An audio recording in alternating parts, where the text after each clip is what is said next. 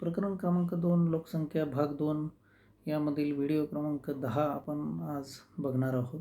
मित्रांनो, मागील व्हिडिओमध्ये आपण बघितलं की 6 अशा प्रकारच्या लोकसंख्येच्या बाबतीत झालेल्या स्थलांतराच्या बाबतीतल्या 6 घटना होत्या आणि त्या घटनांमध्ये नेमकं काय-काय घडलं. प्रत्येक घटना ही वेगवेगळ्या पद्धतीची होती. त्या घटनाचं वरती आधारित या ठिकाणी काही प्रश्न विचारलेले आहेत. त्या प्रश्नांची उत्तरं आपण सोडवण्याचा प्रयत्न करूया. पहिला प्रश्न आहे, वरील सर्व घटनांमध्ये कोणते साम्य आहे? तर मित्रांनो, त्याचं उत्तर आहे स्थलांतर. दर्शवलेले आहे. प्रत्येक घटनेमध्ये काय होतं, स्थलांतरच होतं वेगवेगळ्या पद्धतीचं. स्थानिक अंतर्गत स्थलांतर होतं, ऐच्छिक स्थलांतर होतं, आंतरराष्ट्रीय स्थलांतर होतं. अशा प्रकारचं काही सक्तीचं स्थलांतर होतं. असे स्थलांतर त्या ठिकाणी दर्शवलेलं होतं. हे आपल्याला त्यावरील घटनांमधून लक्षात येईल. दुसरं होतं बघा, दुसरा प्रश्न असा आहे की सर्व घटनांमधील स्थानात फरक पडतो आहे का आणि त्याची काय कारण असावे? मग तर त्याचे उत्तर आहे की स्थानात फरक पडत होता म्हणजे होय, कारण प्रत्येक स्थलांतरामागील कारण भिन्न होते, त्यामुळे घटनांमधील स्थानामध्ये फरक पडत होता. तिसरा आहे प्रश्न, जुन्या आणि नवीन स्थानांमधील अंतराप्रमाणे वरील 6 घटनांचा क्रम लावायचा आहे. तर आता जुनं आणि नवीन याचं जे काही अंतर आहे त्या अंतराप्रमाणे 6 घटनांचा क्रम लावायचा होता. तर आपण त्यानुसार 5वा घटक किंवा 5वं जे उदाहरण होतं ते अगोदर घेऊया, नंतर 6वं घेऊया, नंतर 4थं, पहिलं, दुसरं आणि तिसरं. अशा प्रकारे घटनाचा क्रम लावू शकतो. 4था आहे बघा प्रश्न, आपले मूळ स्थान सोडून जाण्यामागच्या कारणांची यादी तयार करा. आता जे लोक त्या 6ही प्रश्नांमध्ये आपल्याला असं दिसलं उदाहरणामध्ये की का ते मूळ स्थान सोडून गेले, तर त्याचं प्रत्येकाचं कारण काही ना काही वेगळं होतं. मग कोणाचं नोकरीसाठी तो बाहेरच्या देशात गेला, कोणी युद्धजन्य परिस्थिती निर्माण झाली म्हणून दुसरीकडं असं नाईलाजाने गेला, काहीजण दुष्काळामुळे कुटुंबाचा उदरनिर्वाह होऊ शकत नव्हता म्हणून मराठवाड्यातील व्यक्ती शेजारच्या शहरामध्ये गेला. आणि कधीकधी मग आपत्ती आली तरी देखील मूळ स्थान सोडून जावं लागतं किंवा शिक्षणासाठी जावं लागतं किंवा मुलींना विवाहाच्या निमित्ताने विवाह झाला की मग दुसऱ्या राज्यामध्ये, दुसऱ्या देशामध्ये, दुसऱ्या शहरामध्ये जावं लागतं. तर अशा पद्धतीची यादी करता येईल. 5वा प्रश्न, वरील कारणांचे स्वेच्छेने आणि इच्छेने वर्गीकरण करा. आता स्वेच्छेने कोण कोण जातं, तर रोजगाराच्या निमित्ताने जे जातात ते स्वेच्छेने जातात, म्हणजे स्वतःचं मन त्या ठिकाणी तयार असतं जाण्यासाठी. शिक्षणासाठी जातात, विवाह झाला की तरी देखील ते स्वेच्छेने जातात. पण अनिच्छेने म्हणजे इच्छाच नाही तरी देखील जावं लागतं. असे कोणती परिस्थिती असते, तर युद्ध जर झालं, होण्यासारखी परिस्थिती झाली तर त्यांना तिथून त्या लोकांना हलवावं लागतं, किंवा नैसर्गिक भूकंप झाला, आपत्ती आली, दुष्काळ पडला, काही सुनामी लाटा आल्या तर अनिच्छेने तिथून स्थलांतर करावं लागतं. 6वं होतं, 6वा प्रश्न आहे की याशिवाय इतर कोणत्या कारणाने स्थलांतर होऊ शकते त्याची यादी करा. आता मित्रांनो, आपल्याला माहिती आहे की स्थलांतर व्यक्ती अनेक कारणाने करत असतो. काही जण पर्यटनासाठी स्थलांतर करतात, काही जणांची बदली झाली की स्थलांतर करावं लागतं त्यांना. काही वेळेस राजकीय अस्थिरता निर्माण झाली एखाद्या देशाच्या बाँड्रीवरती, सरहद्दीवरती, तरी देखील त्यांना तो भाग सोडावा लागतो. धार्मिक काही स्वातंत्र्य त्यांचं जर काही हिरावलं गेलं तरी देखील ते तो प्रदेश सोडून जातात. काही वेळेस जैविक आपत्ती येते, कोरोनासारखी आत्ता जी आपत्ती आली आहे ती. तर जैविक आपत्ती आली तरी देखील काही प्रदेश सोडून जातात दुसरीकडे. वैद्यकीय सुविधा मिळवायच्या असेल तरी दुसऱ्या शहरामध्ये लोक स्थलांतर करतात. एखाद्या ठिकाणी भेदभाव होत असेल तरी देखील स्थलांतर केलं जातं. शहराचे आकर्षण असते काहींना बघा, की या शहरापेक्षा इथे चांगलं दुसरं शहर जर वाटत असेल त्यांच्या दृष्टीने, तर मुंबईला जसं उदाहरणार्थ मुंबईला अनेक लोक बाहेरून येतात. त्याचं कारण स्थलांतर करतात, कारण मुंबई त्यांचं खूप आकर्षक स्थान राहिलेलं आहे. किंवा राजकीय निर्णय एखाद्या राज्याने घेतला तर त्याच्या वेळेससुद्धा तो प्रदेश सोडून दुसरीकडे जावं लागतं. उदाहरणार्थ रशियासारख्या देशामध्ये त्याच्या उत्तर भागामध्ये बर्फ पडतो. सायबेरियाचा जो भाग आहे तिकडे तिकडे लोक जायला तयार नसतात. त्यावेळेस त्या सरकारने तिथे राजकीय निर्णय घेतला की तिकडे जो जाईल त्याला फायदा अशा पद्धतीनं दिला जाईल, म्हणून लोक तिकडे गेले. म्हणजे अशी अनेक कारणांनी स्थलांतरे होऊ शकतात. पुढचा मुद्दा आहे स्थलांतराचे स्पष्टीकरण म्हणजे कशा पद्धतीने आपण करू शकतो. स्थलांतर म्हणजे नेमकं काय, तर व्यक्ती किंवा व्यक्तिसमूहाने एका भौगोलिक किंवा राजकीय विभागातून दुसऱ्या भौगोलिक किंवा राजकीय विभागात तात्पुरत्या किंवा कायमस्वरूपी वास्तव्याच्या हेतूने केलेल्या हालचालीला स्थलांतर असं म्हणतात. बघा मित्रांनो, एक व्यक्ती ही स्थलांतर करू शकते किंवा अनेक लोक मिळून सुद्धा ग्रुपने दुसऱ्या भागात दुसऱ्या भौगोलिक ठिकाणी एका राजकीय विभागातून दुसऱ्या राजकीय विभागामध्ये तात्पुरत्या स्वरूपात किंवा कायमस्वरूपीच्या वास्तव्याच्या हेतूने सुद्धा लोक स्थलांतर करतात. मग त्यांची जी हालचाल आहे, त्यांनी केलेलं जे गमन आहे, त्यांनी केलेलं जी हालचाल आहे, त्या हालचाली थोडक्यात स्थलांतर म्हणतात. स्थलांतर म्हणजे दुसरं तिसरं वेगळं काही नाही. व्यक्ती किंवा व्यक्तिसमूह एका भौगोलिक परिस्थितीतून प्रदेशातून दुसऱ्या राजकीय किंवा भौगोलिक प्रदेशामध्ये ज्यावेळेस स्थलांतर करतो तात्पुरतं किंवा कायमस्वरूपी राहण्याच्या उद्देशाने, त्यावेळेस त्याची जी झालेली हालचाल असते ती म्हणजे स्थलांतर होय, अशी व्याख्या आपण करू शकतो. मग आता हे ऐच्छिक किंवा अनैच्छिक असते, तसेच ते पूर्वनियोजित किंवा अचानकही होऊ शकते. स्थलांतर हे ऐच्छिक असते, कधी कधी स्वतःच्या मनाने केलेलं असेल तर ते ऐच्छिक असेल, आणि अनैच्छिक म्हणजे जर इच्छाच नाही पण तरी जावं लागतं आहे तर ते सुद्धा अनैच्छिक मग अशा प्रकारचं म्हटलं जातं त्याला. आणि तसेच ते पूर्वनियोजित किंवा अचानकही होऊ शकते. मग कधी कधी पूर्वनियोजन आधीच केलेलं असतं की आपल्याला या वेळेस या शहरामध्ये जायचं आहे, किंवा कधी कधी अचानकही जावं लागतं, त्यावेळेस तरी देखील ते स्थलांतरच असतं. मग स्थलांतरामुळे लोकसंख्येत काय होत असतो, बदल होतो. मग संख्यात्मक बदल आणि गुणात्मक बदल असे दोन्ही बदल होतात. म्हणजे एका प्रदेशातून लोक दुसऱ्या प्रदेशात गेलं तर येथील संख्या कमी होते आणि तिकडची वाढते. गुणात्मक पण बदल होतात, आणि जिथून स्थलांतर होते त्या प्रदेशाला काय म्हटलं जातं, मूळ प्रदेश म्हटलं जातं. म्हणजे तो देणारा प्रदेश आहे. समजा या ठिकाणी आपल्या ह्या भागातून दुसऱ्या भागामध्ये, आपल्या देशात या जिल्ह्यामधून दुसऱ्या जिल्ह्यात जर का लोक जात असतील तर मग आपला प्रदेश काय झाला, मूळ प्रदेश झाला, म्हणजे देणारा प्रदेश आहे. इथून दुसऱ्या प्रदेशासाठी काय झालं, एक प्रकारे लोक दिली रोजगारासाठी किंवा तिकडे पाठवली किंवा ती लोक गेली, तर हा प्रदेश काय झाला, देणारा प्रदेश झाला. तर घेणारा प्रदेश म्हणजे काय, की ज्या प्रदेशात लोक जाऊन राहतात, त्याला पसंती देतात, तो प्रदेश काय असतो, घेणारा प्रदेश असतो. त्यानंतर स्थलांतरामुळे देणाऱ्या प्रदेशाची लोकसंख्या कमी तर घेणाऱ्या प्रदेशाची लोकसंख्या वाढते. मग साहजिक आहे की जिथून लोकसंख्या जाते तो म्हणजे देणारा प्रदेश, तेथील लोकसंख्या कमी होणार आहे, आणि ज्या ठिकाणी जाणार आहे तेथील लोकसंख्या वाढणार आहे, तो म्हणजे कोणता प्रदेश असतो, घेणारा. जसं काही आपण तो तिथे लोकसंख्या त्या प्रदेशाने घेतली, तो घेणारा प्रदेश आहे.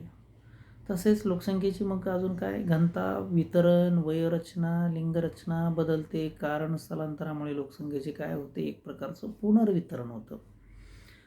लोकसंख्येचं पुनर्वितरण होतं हे गाळलेल्या जागासाठी शब्द विचारला जातो बऱ्याचदा. लोकसंख्येचं स्थलांतरामुळे टिंबटिंब होते, तर पुनर्वितरण. तर मित्रांनो, लोकसंख्या ज्यावेळेस स्थलांतरित करते त्यावेळेस तेथील घनता बदलते, आणि जिथून स्थलांतर केलं तिथे पण बदलते घनता. तिकडची वयोरचना बदलते, इकडची वयोरचना बदलते. तिकडची लिंगरचना बदलते, इकडची पण लिंगरचना बदलते. कारण इथून समजा स्त्रियांपेक्षा पुरुषांनी जास्त स्थलांतर जर केली तर मग इथे स्त्रियांची संख्या वाढेल, तिकडची स्त्रियांची संख्या कमी असेल, पुरुषांची संख्या वाढेल. त्याच्यानंतर अशा पद्धतीनं बदलते. कारणं अशी अनेक असू शकतील, आणि त्यानुसार लोकसंख्या, स्थलांतरामुळे लोकसंख्येच्या घटकांमध्ये बदल होतो. मित्रांनो, स्थलांतराचे काही प्रकार पण आहेत. बघा, आपण प्रकार अनेक पद्धतीने पडू शकतो.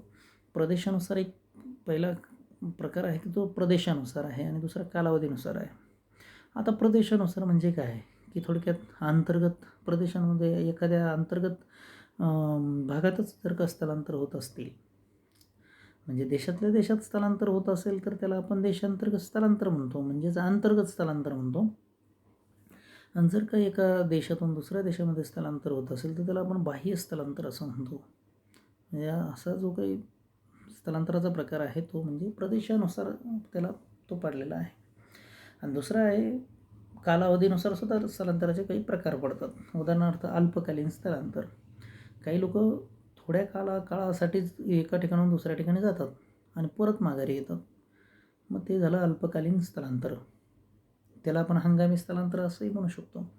अल्पकालीन स्थलांतर म्हणजे अल्प काळासाठीच केलं जाणं स्थलांतर. उदाहरणार्थ पशुपालन करणारे लोक आहे, उन्हाळा लागला की त्यांच्याकडे चारा संपला की ते दुसरीकडे जातात, तिकडे काही 2 महिने 4 महिने तिकडे राहतात आणि परत आपल्या माघारी जातात, आपल्या मूळ प्रदेशात जातात. त्यांनी केलेलं स्थलांतर हे अल्पकालीन असतं आणि दीर्घकालीन स्थलांतर हा दुसरा एक प्रकार आहे. दीर्घकालीन म्हणजे खूप काळासाठी केलेलं स्थलांतर, एका प्रदेशातून दुसऱ्या प्रदेशात. असे स्थलांतराचे 2 मुख्य प्रकार आहे, प्रदेशानुसार आणि कालावधीनुसार, आणि त्याचे 2-2 उपप्रकार आपल्याला सांगता येतात. त्यानंतर बघा, स्थलांतराचे वर्गीकरण किंवा त्या प्रकारांचं वर्णन आपण करूया. प्रदेशानुसार जर वर्गीकरण केलं तर मग कशा पद्धतीनं? प्रदेशानुसार त्यातला पहिला प्रकार आहे अंतर्गत स्थलांतर. मग अंतर्गत स्थलांतरामध्ये बघा आपण म्हणू शकतो की एका देशातील देशात होणारे स्थलांतर म्हणजे अंतर्गत स्थलांतर. एका राज्यातून दुसऱ्या राज्यामध्ये, एका शहरातून दुसऱ्या शहरामध्ये झालेलं स्थलांतर हे अंतर्गत स्थलांतर प्रकारचं असतं. अंतर्गत म्हणजे देशातल्या देशातच चालतं. भारतातील अन्य राज्यामधून महाराष्ट्रामध्ये येणारे लोक, महाराष्ट्रामधून दुसऱ्या राज्यामध्ये जाणारे लोक, झालेलं स्थलांतर हे अंतर्गत प्रकारचं असणार आहे. आणि दुसरा प्रकार आहे बाह्य स्थलांतर. बाह्य स्थलांतरामध्ये एका देशातून दुसऱ्या देशात स्थलांतर होतं, याला आपण आंतरराष्ट्रीय स्थलांतर असंही म्हणू शकतो. मग भारतातून उच्च शिक्षणासाठी जर का लोक अमेरिकेला गेले तर झालेलं स्थलांतर हे बाह्य स्थलांतर असणार आहे, तर बाह्य स्थलांतर त्याला म्हणता येईल. आणि दुसरा मुख्य प्रकार आहे कालावधीनुसार स्थलांतर. त्यातलं पहिलं आहे अल्पकालीन, त्याला आपण हंगामी म्हणू शकतो. जसं मग अशी सांगितल्याप्रमाणे पशुपालन करणारे लोक चारा पाण्याच्या शोधार्थ ऋतू बदलला की दुसऱ्या प्रदेशात जातात. ऊसतोडणी मजूर असतील, ते उन्हाळा लागला की आपल्या पश्चिम महाराष्ट्रामध्ये येतात ऊस तोडणीसाठी आणि परत पाऊस पडला की पुन्हा आपल्या माघारी निघून जातात गावी. झालेलं स्थलांतर अल्प काळासाठी असतं, केवळ तेवढ्या हंगामापुरतं असतं, म्हणून त्याला आपण अल्पकालीन स्थलांतर असं म्हणणार. दुसरं आहे दीर्घकालीन स्थलांतर. दीर्घकाळासाठी किंवा कायमस्वरूपी स्थलांतर केलं जातं. दीर्घकाळासाठी, कालावधी इथे महत्त्वाचा आहे. तर दीर्घकाळासाठी किंवा कायमस्वरूपीच्या वास्तव्याच्या उद्देशाने भारतातून समजा अमेरिकेत लोक गेली किंवा त्या ठिकाणी जाऊन राहिली तर त्याला आपण दीर्घकालीन स्थलांतर असं म्हणणार आहे. त्यानंतर स्थलांतराची काही कारणं आहेत बघा. काय कारणं आहे, कोणत्या कारणाने नेमकं स्थलांतर होतं? तर पहिलं कारण आपल्याला सांगता येईल प्राकृतिक कारण आहे. प्राकृतिक म्हणजेच नैसर्गिक, म्हणजे निसर्गाने एखादं संकट आणलं की त्या कारणाने आपण दुसरीकडे तो भाग सोडून जातो, त्यावेळेस त्याला ते झालेलं स्थलांतर हे कसं असतं? नैसर्गिक आपत्तीमुळे झालेलं स्थलांतर असतं, प्राकृतिक गोष्टीमुळे झालेलं स्थलांतर असतं. उदाहरणार्थ पूर आला, दुष्काळ पडला, भूकंप झाला, ज्वालामुखी आला, वादळे झाली, साथीचे रोग आले, भूरचना त्या ठिकाणी बदलली, तर याही कारणामुळे ज्यावेळेस स्थलांतरे होतात ती स्थलांतरे सर्वच्या सर्व नैसर्गिक गोष्टीमुळे झालेली असतात, म्हणून त्यांना आपण प्राकृतिक किंवा नैसर्गिक आपत्तीमुळे झालेलं स्थलांतर म्हणू शकतो. दुसरं आहे बघा आर्थिक स्थलांतर. आर्थिक म्हणजे पैसा, म्हणजे रोजगाराच्या निमित्ताने, नोकरी करण्याच्या कारणाने, व्यवसायाच्या निमित्ताने, राहणीमान बदलवण्याच्या दृष्टिकोनातून, एखाद्या शहराचं आकर्षण असतं त्या कारणाने ज्यावेळेस लोक स्थलांतर करतात त्यावेळेस झालेलं स्थलांतर हे आर्थिक प्रकारचं असतं. तिसरं आहे सामाजिक शिक्षण. बघा सामाजिक जी काही कारणं आहेत त्याच्यामुळे सुद्धा स्थलांतर केली जातात. म्हणजे उदाहरणार्थ शिक्षणाचं कारण आहे, उच्च शिक्षण घ्यायचं आहे, स्थलांतर केलं जाऊ शकतं. विवाह करायचा आहे, विवाहानिमित्त दुसऱ्या शहरात जायचं आहे, स्थलांतर घडेल. आरोग्य वैद्यकीय सुविधांचा त्या ठिकाणी सुविधा मिळवायच्या आहेत तरी देखील स्थलांतर ज्यावेळेस जर का होत असेल तर झालेलं स्थलांतर सामाजिक कारणामुळे झालेलं आहे असं म्हणता येईल. आणि भेदभाव असेल, एखाद्या ठिकाणी जातीय भेदभाव केला जात असेल, धार्मिक भेदभाव केला जात असेल तर त्या ठिकाणी होतं स्थलांतर हे होत असतं. आणि म्हणून जातीय धार्मिक तेढ ज्यावेळेस निर्माण होते त्यावेळेस स्थलांतर हे होत असतं.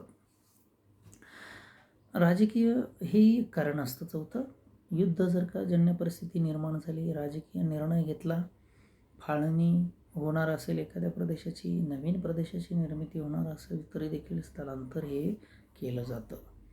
मित्रांनो, स्थलांतराचं स्पष्टीकरण करताना अजून आपल्याला या ठिकाणी डोकं चालवता येईल की अपकर्षक घटक असतात स्थलांतर होण्यास कारणीभूत. म्हणजे बघा, अपकर्षक आणि आकर्षक घटक.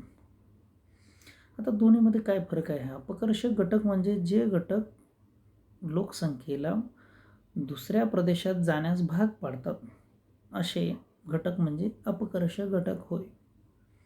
म्हणजे एखाद्या प्रदेशातील प्रतिकूल घटक लोकांना तिथून बाहेर पडण्यास प्रवृत्त करतात, अशा घटकांना अपकर्षक घटक म्हणतात. म्हणजे लोकांची बाहेर जाण्याची इच्छा नसते, पण तिथे परिस्थितीच अशी निर्माण होते की त्याला तो प्रदेश सोडून जावंच लागेल. असा एखादा घटक तिथे तयार होतो. उदाहरणार्थ, बेकारी वाढली, मग रोजगार मिळवण्याच्या उद्देशाने लोक दुसरीकडे जातील. किंवा युद्धजन्य परिस्थिती निर्माण झाली तरी देखील लोक दुसरीकडे जातील. दुष्काळ, भूकंप, महापूर, दंगली इत्यादीसारखी परिस्थिती निर्माण झाली की लोकांना तो भाग सोडावाच लागेल. म्हणून अशा प्रकारचे घटकांना अपकर्षक घटक असं म्हणतात. जे घटक लोकांना दूर लोटतात त्यांना अपकर्षक घटक असं म्हणतात. आणि दुसरं आहे आकर्षक घटक. आकर्षक घटक म्हणजे जे घटक लोकसंख्येला आकर्षून घेतात, जे घटक लोकांना एखाद्या प्रदेशात येण्यासाठी भाग पाडतात, असे घटक. म्हणजे समजा मुंबई आहे, मुंबईला सगळ्या सुविधा आहे म्हणून लोक तिथे येण्यासाठी धडपड करतात. म्हणजे मुंबईमध्ये रोजगार आहे, वैद्यकीय सुविधा आहे, शिक्षण आहे, हवामान चांगलं आहे, या सगळ्या गोष्टी मिळवण्यासाठी लोक मुंबईला येतात. म्हणजे मुंबई काय झालं, आकर्षक घटक झाला. मुंबईमधील सर्व ज्या ज्या काही सुविधा आहेत त्या आकर्षक घटक झाल्या, म्हणून मुंबईला लोक स्थलांतर करतात. मग आता एखाद्या प्रदेशातील अनुकूल घटक लोकांना त्या प्रदेशाकडे आकर्षित करतात, अशा घटकांना आकर्षक घटक म्हणतात. रोजगार संधी असतील, रोजगाराच्या वैद्यकीय सुविधा चांगल्या होत असतील, निर्माण होत असतील, आणि शिक्षण चांगलं असेल तर लोक तिथे जातील. म्हणून असे आकर्षक घटक असतात, त्याला पुल फॅक्टर असं म्हणतात. तर आता खाली एक दिलं आहे बघा की पुस्तकामध्ये, थोडं जरा डोके चालवा. तुम्ही जर आपल्या कुटुंबासह काही दिवसांसाठी एखाद्या ठिकाणी फिरायला गेलात तर ते स्थलांतर होईल का? तर होईल स्थलांतर. का होईल? होय, पर्यटन हे एक स्थलांतराचे कारण आहे. याला हंगामी, अल्पकालीन, अस्थायी स्थलांतर असं म्हणतात. बघा मित्रांनो, हंगामासाठी विशिष्ट तुम्ही पर्यटनासाठी जातात त्यावेळेस ते झालेलं स्थलांतर हे अल्पकाळासाठी असतं आणि हंगामी असतं, म्हणून ते पण स्थलांतरच होतं. स्थलांतराचे लोकसंख्येवर होणारे परिणाम काय आहे बघा. स्थलांतर ज्यावेळेस होतं त्यावेळेस निश्चितच त्या प्रदेशावरती आणि जिथून स्थलांतर झालं त्या प्रदेशामध्ये काहीतरी परिणाम होतात. मग ज्यावेळेस स्थलांतर हे नेहमी दोन प्रदेशाच्या दरम्यानच चालतं. एक प्रदेश म्हणजे निर्गमन क्षेत्र आणि निर्गमन म्हणजे देणारा प्रदेश, आणि दुसरा म्हणजे आगमन क्षेत्र, घेणारा प्रदेश. समजा नाशिकवरून मुंबईला स्थलांतर झालं तर नाशिक काय झालं, निर्गमन क्षेत्र झालं, म्हणजे देणारा प्रदेश झाला.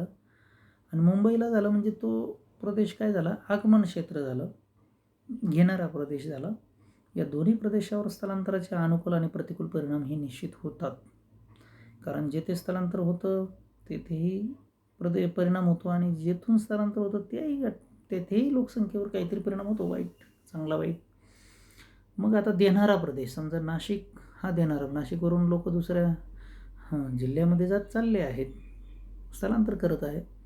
अशा वेळेस काय होईल, मग देणारा प्रदेश, या प्रदेशातील लोकसंख्या काय होणार आहे, घनता तेथील कमी होते, लोकसंख्येचे प्रमाण घटते, तरुणांचे स्थलांतर झाल्यामुळे वयोरचना पण बदलते. येथे बालके आणि वृद्धच अधिक राहतात शिल्लक.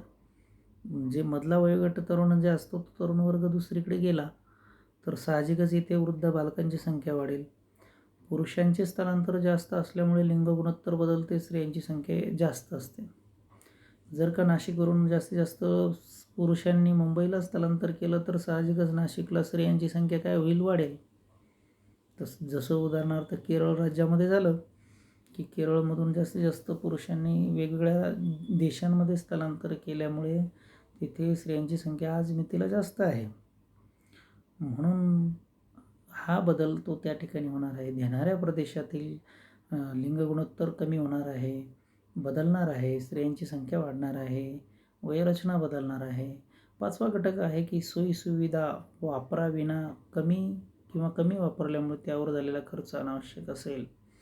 जर का लोकसंख्या जर जास्तीत जास्त दुसरीकडे निघून गेली तर साहजिकच येथील ज्या सोयीसुविधा असतील त्या न वापरता त्या ठिकाणी त्यावर झालेला खर्च हा अनावश्यक ठरला जाईल. आणि 6वा जो काही परिणाम होणार आहे तो म्हणजे मनुष्यबळाअभावी शेती जमीन पडीक पडेल, साधन संपत्तीचा विकास त्या ठिकाणी खुंटला जाईल.